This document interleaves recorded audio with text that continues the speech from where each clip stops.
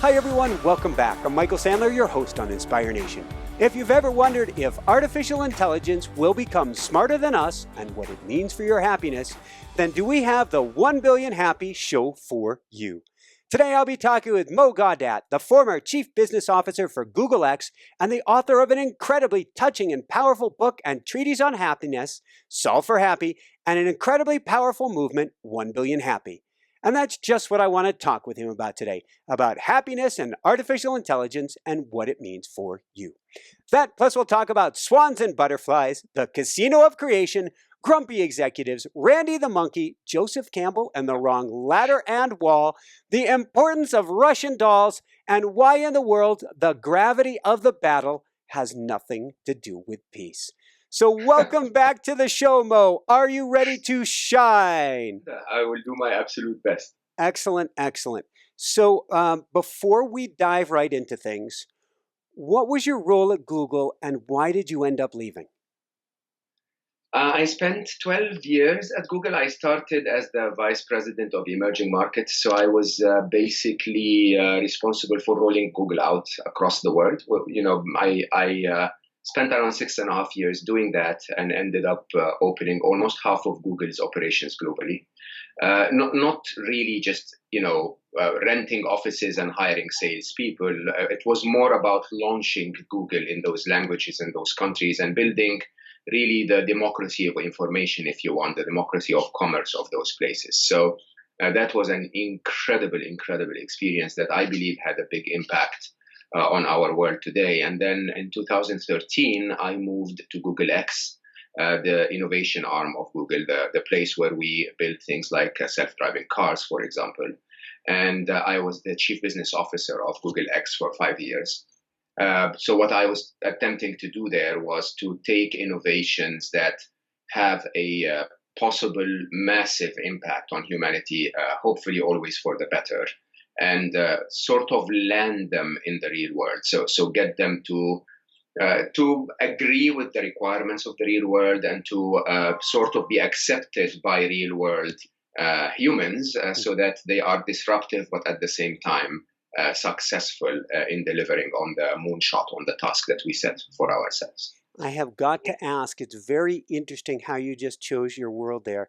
Real world humans. What do you mean by that? Oh man, if you're gonna look at every word I say, we could stay for hours. So we have departed from our humanity, Michael. I think you agree with that. I think there was a point, where technology was undeniably making our lives better, and we continue to see that today. I mean, there is no denying that our life expectancy is longer, the quality of life is longer, our access to knowledge and information is longer, our ability to connect and communicate at a distance is better, and everything is somehow doing well for all of us from a technology point of view. But there seems that there is a trend where technology is now in a way alienating us from our own humanity. So it is really challenging when you think about how the current generation, in terms of friendships, is very, very different than how I grew up.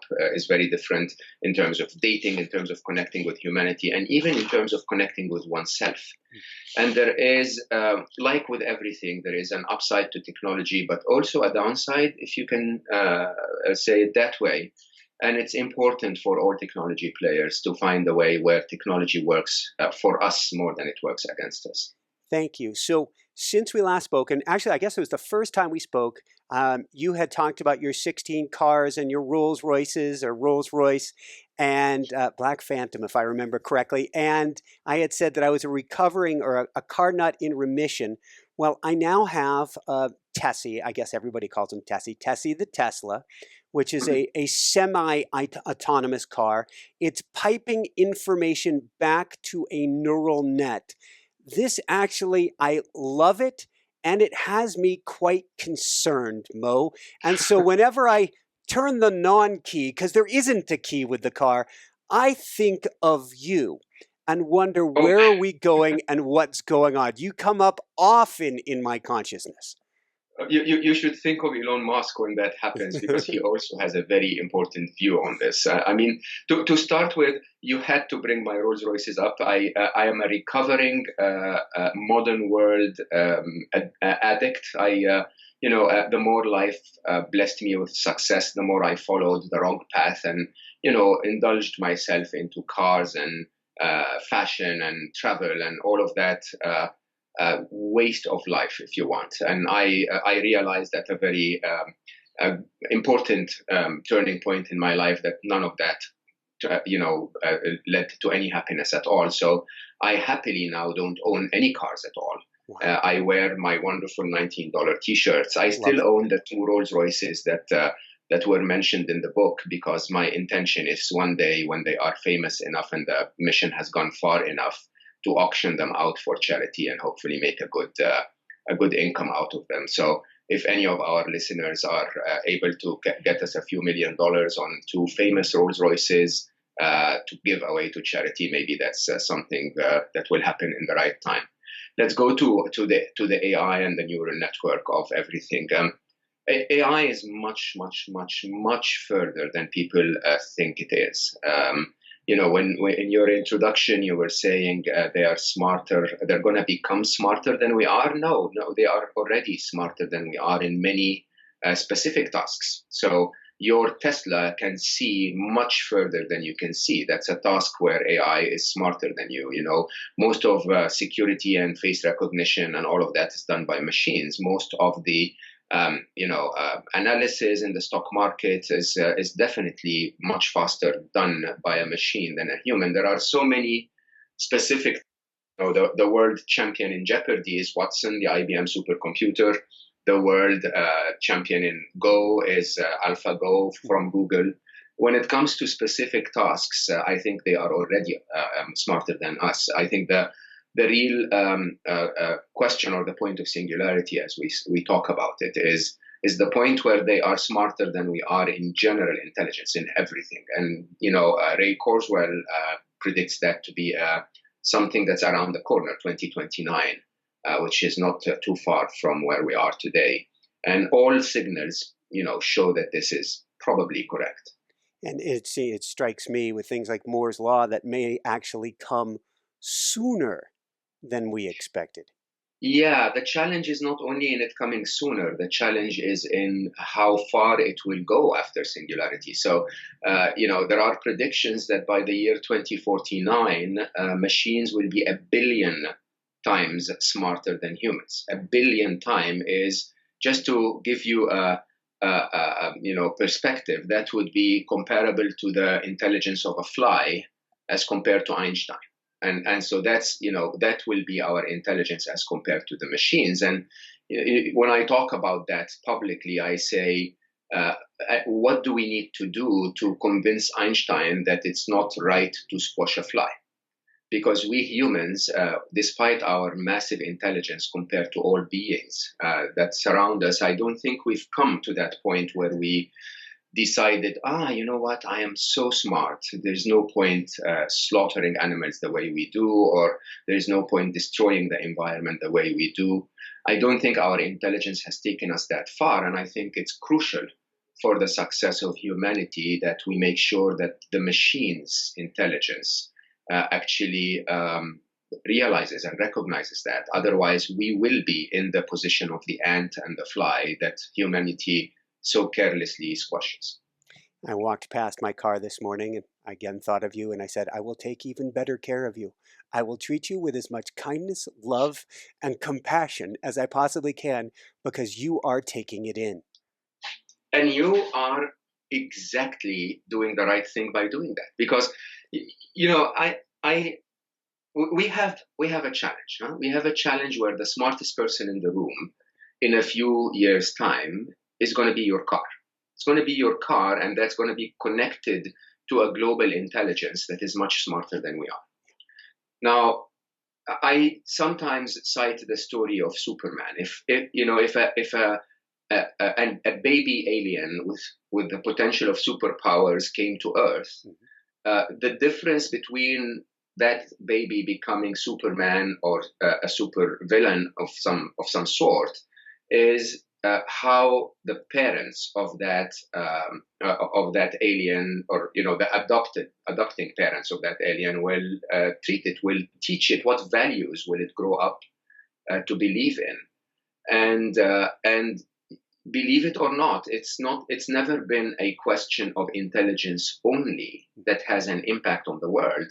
It's been a question of intelligence in addition to our values that would make us decide to go and invade Iraq or not. You understand? So there is the capability of a power, there is the intelligence that enables us to do it, but the question of should we do it or not is always driven by values, right? Should we build a social network that is maximizing for the connectivity of people or maximizing for advertising revenues? And those questions are not questions of intelligence. They're questions of values. Now, the only way I have found in the years I have spent in technology and all of the AI work I have done to get the machines to have our best interest in mind is not to program them differently. This genie is out of the bottle. It's already being programmed and it's programming itself. It's not to try and contain it with firewalls. The smartest hacker in the room will always try to find a way out of the firewalls. It is to teach it the right values. And the right values include what you've just done. It's the values of gratitude, the values of compassion. And, in an interesting way, if you think of our AI, artificially intelligent infants, that we're raising today, we are the parents. And as parents, we are really not doing a good job. If you look at our behaviors on the web, it's mostly violent, it's mostly ego, it's mostly narcissism, it's mostly being rude to the other person, it's mostly greed and competitiveness. The values that we show as humans, I don't know how to say it. We suck. We really are horrible, right? We really are. And if the machines are going to observe all of this and build their own intelligence, learning from their parents, they're going to grow to believe that, it's okay to squash the other guy because it seems that my daddy and my mommy are doing that online all the time. They're doing it every day in part of their everyday life. And so by you treating your car with compassion, perhaps you're teaching it something, even though I can tell you Tesla doesn't understand that yet, but there will be a point in time where it will. we have to get Elon on the show. So, so many directions we can go with this. I want to talk real briefly about the genie out of the bottle. Because it's a concept that people don't quite get right now. And it's still hard to wrap my mind around, although when I understand the bits of information that are being pumped back to neural network, I get it. Which is to say, we can't control this. We can't put a firewall in, a government regulation, something in that says you won't get 10x, 100x, a billion times smarter. Yeah. There's no, the genie is out of the bottle. Let's just take a comparison between classical programming and artificial intelligence. In classical programming, I was replicating my own intelligence in terms of writing code that complies exactly with the way I want to solve a problem. And the machine had zero choice but to do exactly what I told it to do.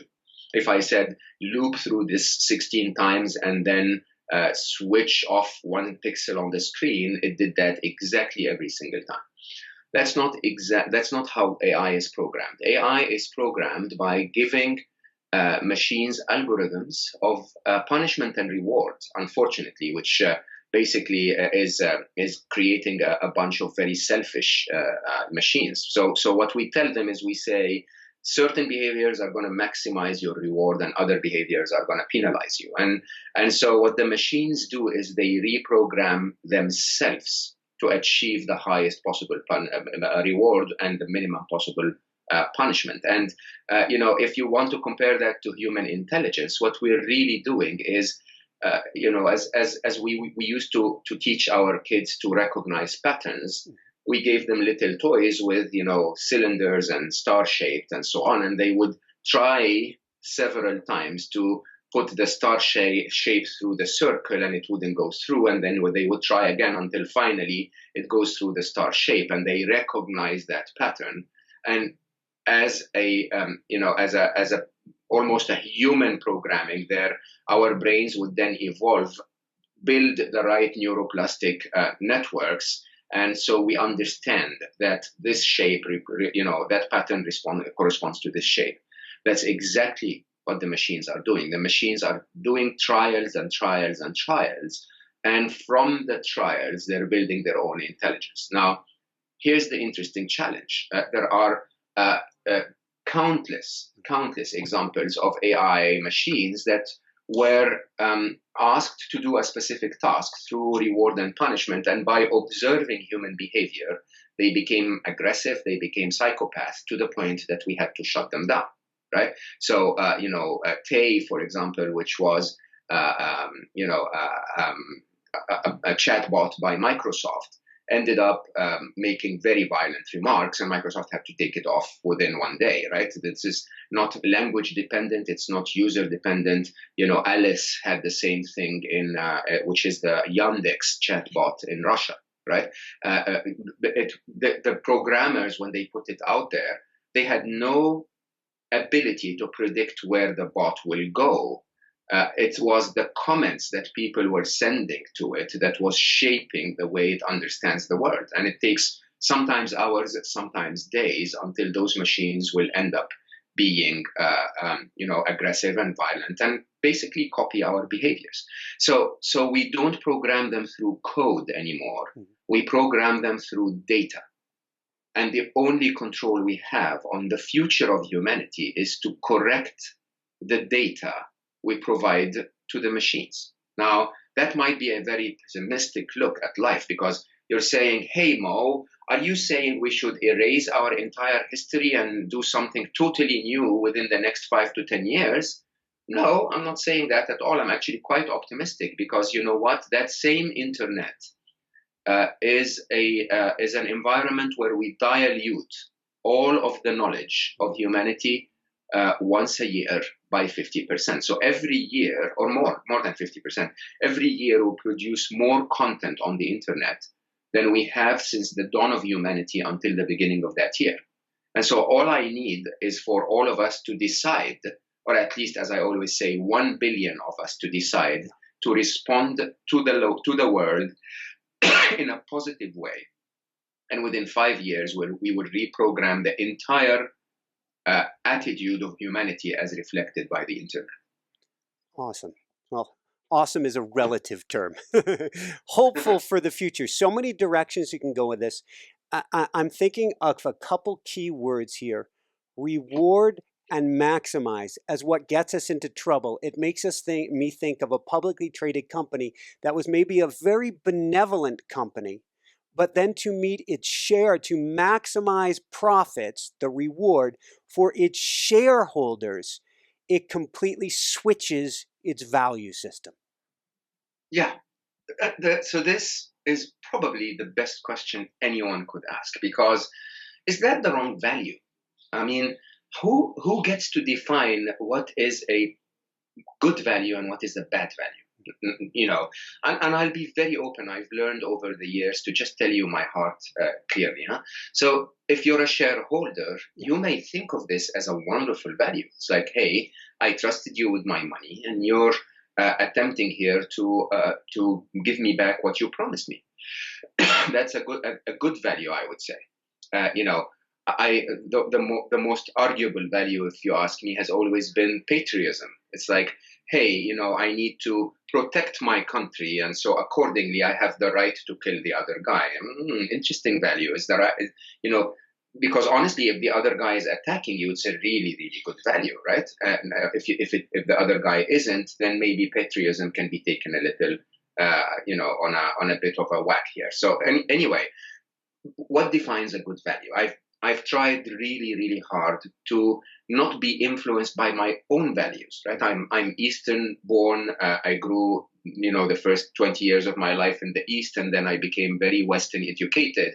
And so I've seen a variety of values in the world. And when you really tone down your ego, you realize that every one of them has a good aspect to it, and every one of them within context appears to be the right value. So to try and boil it all down to something that I think all of humanity would agree on, I decided to build my mission, my 1 billion happy mission, on a very simple two sets of value, two values basically. One is happiness, and the other is compassion. Okay, these are two very, very simple, commonly shared values across all of humanity. So happiness is, I actually want to be happy. I believe that I deserve to be happy. I believe that happiness comes to me as a higher priority than anything else. So if you tell me, do you want a Ferrari or do you want to be happy? I think every logical human being doing what I call the swap test, saying, do I want a Ferrari but not happy, or do I want happy but not Ferrari? Everyone would choose happiness. Right? I gotta pause you there, because I think that's where we get into trouble. Is our value system says, if I watch I don't know how to put it at this point, the boob tube, if I watch what's in front of me here on the internet, it tells me no. And in fact, in school, I'm taught to sit down, shut up, and pay attention. I'm not taught it's about my happiness. I am taught it's about that exterior, that external goal. Yeah. Yeah, what do you want me to do? If you're an idiot, go on. Continue to believe. You know, I love you, Michael, but the truth is 99% of what we're being told is not true. Oh, I couldn't agree more. I couldn't agree more.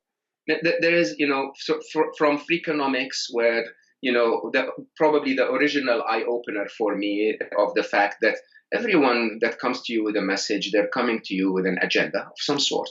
Right? All the way to Tim Ferriss, and how Tim Ferriss explains to you that most of what you're being told is basically hoax. It's like it's a very limited view of the truth. So if someone tells you, for example, that yoga is beneficial for your health, it could be true, but it could be very biased, because the data set of people who do yoga by definition are more affluent, and so accordingly more able to take care of their health. So some people will lie to you because they have an agenda, and others will lie to you just because they actually don't know the truth. And so it's entirely up to you to decide what is your truth, okay? And your truth is very simple. I use the swap test. Yes. Okay? The swap test is a very straightforward idea of ranking my brain. My brain will tell you, I want fancy cars, I want a million little things, and I want to be happy, and I want to see my daughter happy. Okay? And so I basically rank them in order using the swap test. I say, okay, let's swap fancy cars against my happiness. Mm-hmm. Do I want a fancy car when I'm not happy? Or do I want happiness without a fancy car? Your brain suddenly goes like, by limiting, if you really, first your brain will say like, can I have both? It's like, they told me that the car will lead to happiness. No, you can't. So which would you choose? And your brain will choose happiness. Fancy cars versus my daughter's happiness. No, then my happiness versus my daughter's happiness, right? And you quickly understand that in order, fancy cars are least, my happiness comes second, my daughter's happiness comes first, right? Very straightforward. Some people may have it differently. It's your own values. But swap to find out. Now, when you ask humans to truly rank their priorities, and you swap anything against happiness, they will say, well, most humans will say, I want a healthy, sufficient life, like the Maslow's ladder, followed by happiness, followed by everything else, right? So value number one is, I've been telling people, 1 billion happy is about you making a choice and prioritizing your own happiness. The second value is something that died just 50 years ago, or started to die 50 years ago. Remember when when your parents actually knew their neighbors, and they actually cared about their neighbors, right? That's not too long ago. That's a generation and a half ago. And we're losing it so quickly that we are being shocked that it doesn't exist anymore. But it does exist. Compassion is the backbone of what built humanity. It's that society of all of us being able to work together for a common goal, a very Eastern, culture or a very Eastern value, which is let's maximize for the benefit of the community. Versus a Western value of I am an individual, I want to 100% maximize my value and I don't care about the community. Now, if we all prioritize happiness and compassion, simple. It is really that simple. Everything will change. Happiness and compassion will fix our environment. Happiness and compassion will reduce our greed. Happiness and compassion will get us to think 3 times before we kill the other guy. Woohoo! You've got me thinking. I've had this version. It hasn't fully coalesced, but this image of a new version of the Olympics in my head, where we all work to help each other, and that is how we win. Absolutely. And you know what? I'm doing a talk in the World Happiness Summit next week about what I believe has truly messed up our humanity is the over dependence on our left hemisphere of the brain. So the reality is, I use an example from American Ninja Warriors, and I'm sure many of our listeners know the show. It's a wonderful show, and recently we've been seeing more and more women become successful in American Ninja Warriors. I will tell you, is this that they do like trapeze things and different exercises like that? Came from Japan originally. Yes, I know the show. Originally from Japan, an obstacle course where it takes a lot of muscle coordination and a lot of strength to go through the obstacle course, and the media sensation is all about look at that amazing women are making it there, and the truth is no woman will ever win. Right? Why? Because the game is highly geared for masculine traits. Now, our world today is, and I can go through the details, but that's probably not the right time to share numbers and statistics. But the idea here is that our world, sad as it sounds, has prioritized masculine traits. So competitiveness, greed, aggressiveness are all the result of overdoing masculine qualities, the results of overdoing positively valuable masculine qualities. You take linear thinking. Linear thinking is good, but you do too much of it, it becomes, it turns into, rigidity or stubbornness and so on and so forth. And what our world needs most is a balance between that masculinity and femininity that says, I am no longer separate from the rest of the universe. I am part of a bigger thing, right? And while I see myself as separate because that allows me to engage, I also, it's the ending, not the oring.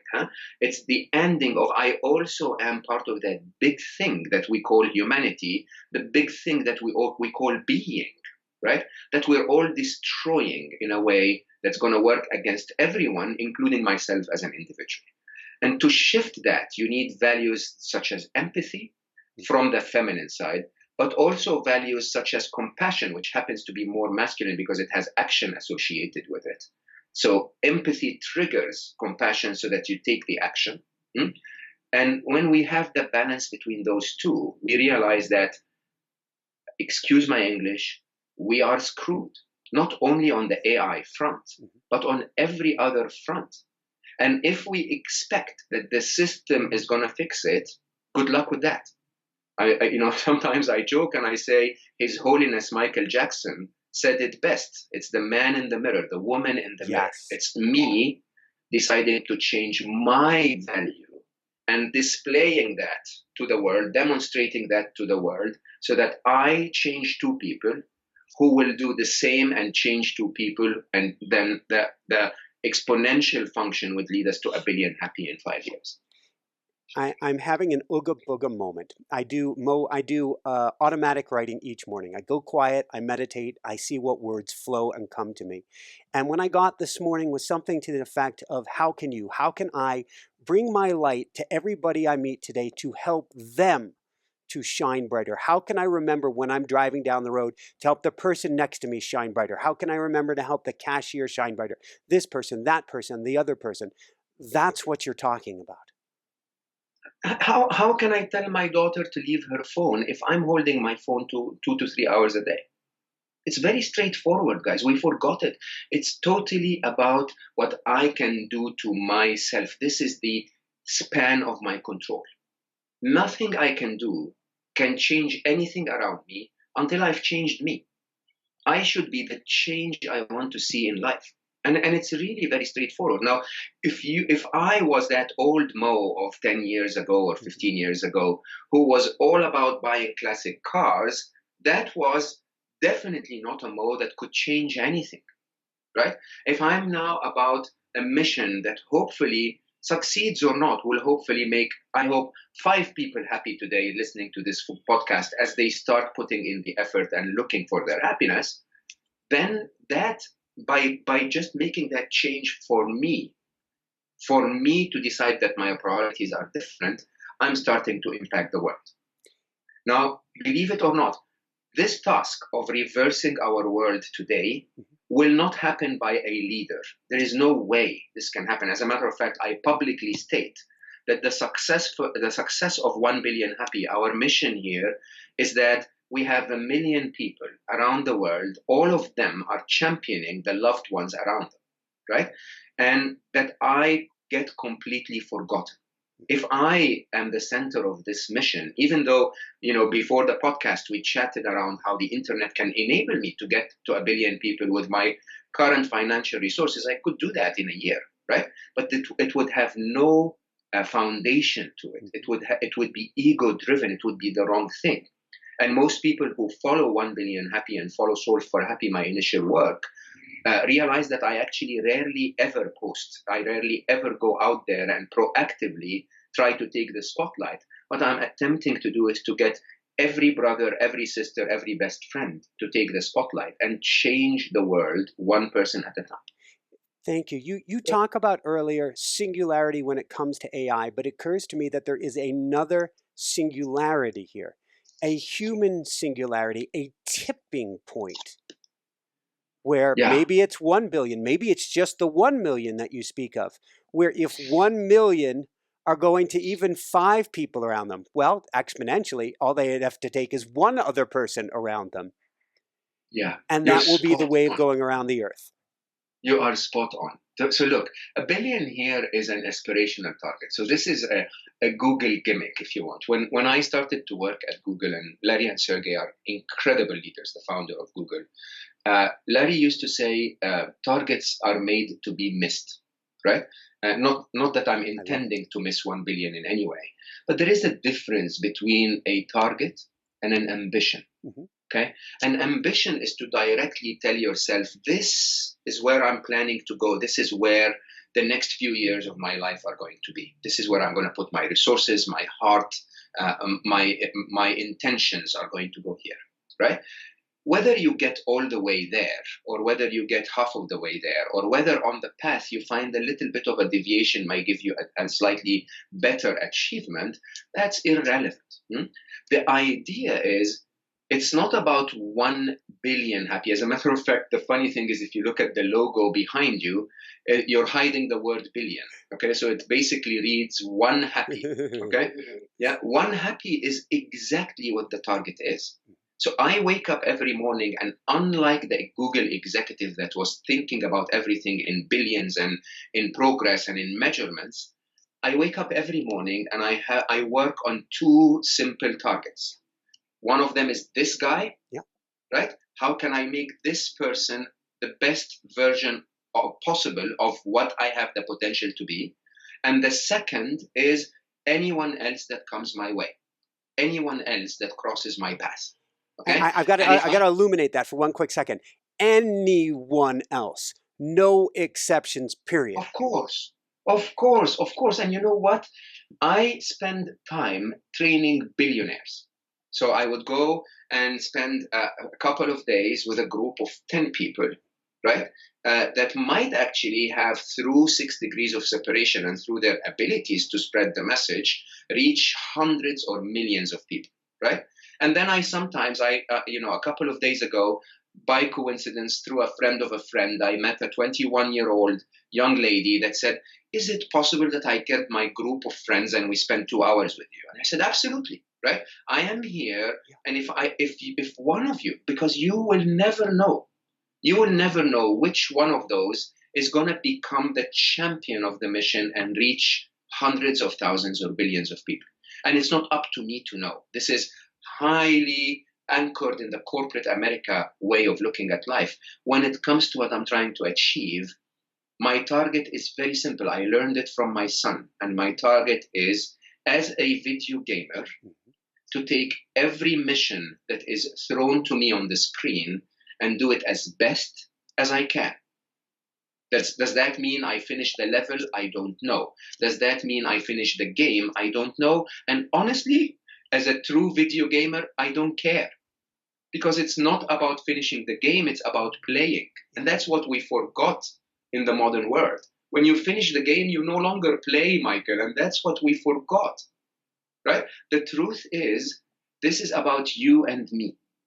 And if I can put my heart and my intention in attempting to make this the best I can do, it might be crap at the end of our conversation, but if it's the best I can do, then today was a great day. Okay? And tomorrow I wake up and I ask myself, can I do slightly better? And then someone else will show up in my life and I will try the best that I can do. Believe it or not, if you do this consistently on any target that you have in your life, you want to lose weight, you want to learn Spanish, whatever it is that you want, 3 to 4 months and you will see progress. 3 to 4 years and you will actually be really good at it. 7 to 8 years and you'll be one of the best in the world at it. You're going to make an impact. You're going to create a difference. Your brain will be rewired so that your brain will perform differently so that you can actually benefit yourself and others. Woohoo! Woohoo, indeed. On that note, what would you say, Mo, are the top 3 tips you would give people to help us find our happiness? Well, I mean, the first one is to understand that happiness is a choice. Suffering is a choice. Okay. And when I say that to people, people get angry at me. They go like, "Are you telling me that I'm unhappy because I choose to be unhappy? Look at my life. Life is horrible. It's treating me so badly. This is why I'm unhappy." Total crap. Okay. Life is treating everyone badly. For each of us, the test is probably the one part that we need to develop most. So it appears to be more difficult than everyone else's test, right? And the truth is, life also treats us well.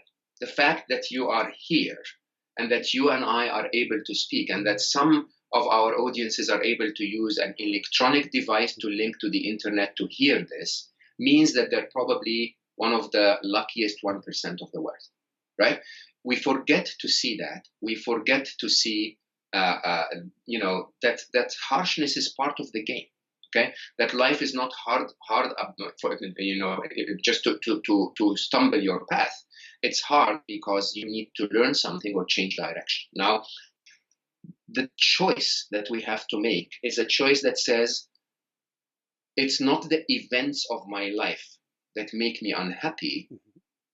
It's the way I think about them that make me unhappy. And I could actually ask, listeners today, as we're speaking right now, to close your eyes, take a few seconds just to think of something that makes you unhappy. Right? And when you find something that makes you unhappy, I encourage you to count the beads, the number of beads in the necklace that Michael is wearing, and shake it around a little, Michael, if you don't mind. Just just make the task a little more difficult. Rub your nose with it or do whatever. Oh my God! Has anyone counted the beads? No, but everyone. Yeah. The minute they engaged in this, they stopped thinking, and the second we stop thinking, the unhappiness goes away. Yeah. It's really so interesting. The blank brain test is the minute you turn your brain blank. If you lose the thought that makes you unhappy, your default setting is childlike and it's happy. So choice. So the number one priority I ask people to take into consideration when they're looking for their happiness is to realize that happiness is a choice. because we can choose how to think of life. Okay. And of course, it takes a ton of training, and that's what my book is all about. But with that training, you can get to a point where your brain doesn't hijack you anymore, where the survival mechanism of your brain allows you to actually take charge of life and make progress in life, but not feel unhappy in the process. That's number one. Make the choice. Make happiness your number one priority. Number two is happiness is like fitness. It's not a big deal. There must be like 16,000 fitness trainers in your neighborhood that are telling you that fitness is highly complicated and that you need to work out that muscle 16 times a day, and then it's crazy. And nutrition and fitness is really straightforward. Make it your priority and work out 4 to 5 times a week. It's really that simple. If you're gonna make fitness your priority, you're gonna say no to cheesecake. And if you work out 4 to 5 times a week, you're going to be fitter. You may not end up having a six-pack, but you're going to be fitter. Similarly, this is the situation with happiness. Happiness is very straightforward. Make it your priority so that your choices are dictated by happiness and not by making $100 more in your next job. If you interview for a job that makes you $100 more, you're likely to find the job that makes you $100 more, but not likely to find the job that makes you happier. And if you are interviewing for the next job and you're looking for a job that's going to make you happier, you're more likely to find it. What we set our priorities to is what we get as humans. That's number two. And so I ask people to do the work. And what do I mean by do the work? Go to the gym 4 to 5 times a week. Spend an hour a day, 4 to 5 times a week, learning about happiness, watching a video, reading a book, talking to people that you know are happy, discussing the topic of happiness with your friends. Find the time and put in the investment to become happier. That's number two. Number three, it's my biggest tip ever. There is no way you can find happiness alone. If your daughter is not happy, if your loved one's not happy, if your people that you care about are not happy, you will find that you're not able to find happiness. I mean, you can get into a happier state, but don't leave anyone behind. I have staggering statistics, Michael. It is really a disaster. Forget AI. There is a current disaster. And the current disaster, I call it 1 in 4. Yeah. The current disaster is that 1 in 4 people around you in the Western world are depressed. They are diagnosed with depression. Okay? 1 of every 4 people that we ask, when you feel unhappy, 1 of every 4 people will say, I have no one to turn to, not a single person to turn to when I feel unhappy. That's 25%, 1 of every 4 people. Okay? And 1 in 40 seconds, every 40 seconds, we lose a human to suicide. Okay? A life, since we started our conversation, we must have lost 100 people to suicide. Can you imagine that? And suicide is not a question of depression. It's a question of depression and despair. It is us giving up on those who are unhappy instead of taking charge and trying to show them love. I'm not asking you to fix them. I'm just asking you to remind them that they are loved, even if they are going through a tough time, even if they are feeling down, even if they are difficult to be with. Now, the answer to happiness, the true happiness that I have felt in the last 2 to 3 years of my life, like I have never felt before, is to make others happy. So what I ask people is part of the 1 billion happy mission is prioritize your happiness, invest in your happiness, but then go to step 3 and tell people what you learn. Because if every one of us tells 2 people who will tell 2 people, within 5 years, we will reach 1 billion people who received the message and turned their life to happiness. Imagine a world where we have 1 billion happy people. Woohoo! Indeed. I hope that people listen to this. It's really not that complicated. Going back to AI, and I'm having a hard time separating AI from kids. So Jessica, my wife, the producer, always wants me to ask a question for parents and their kids. I'm having a hard time separating here. What advice would you give to help parents help their kids or us to help AI? It's blurring here today to be happier. Kids are very straightforward. Every time people ask me advice about kids, and they'll ask me 15 different ways how we can raise our kids. I'll tell you a secret. Your kids will never do what you tell them. They will just become who you are. So it's really very straightforward. You want your kids to be happy, become happy. You want them to be control freaks, stay as you are. Right? You want your kids to be polite. Be polite to your neighbor. You want them to be rude. Show rudeness. You want them to be aggressive. Fight. Right? And we need to start making choices, Michael. So I speak about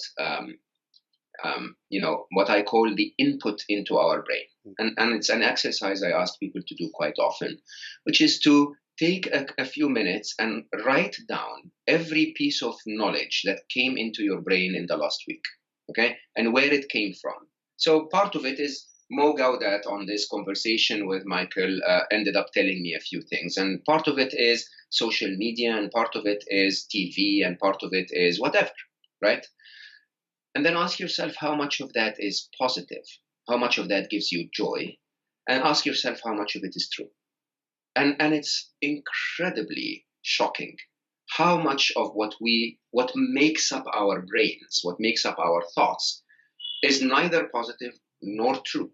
And if you go back to neuroplasticity and how our brains work, the more you use parts of your brain, the more they become stronger, and the less you use them, the more they shrink and become weaker. And so, what have we been teaching ourselves and teaching our children? What have we been teaching everyone around us? We've been teaching us hate. We've been teaching us ego. If you're online, then narcissism is a big part of what you're training your brain to do. We've been teaching ourselves separation. I made a choice around 11 and a half, maybe 12 years ago, of never watching a violent movie again.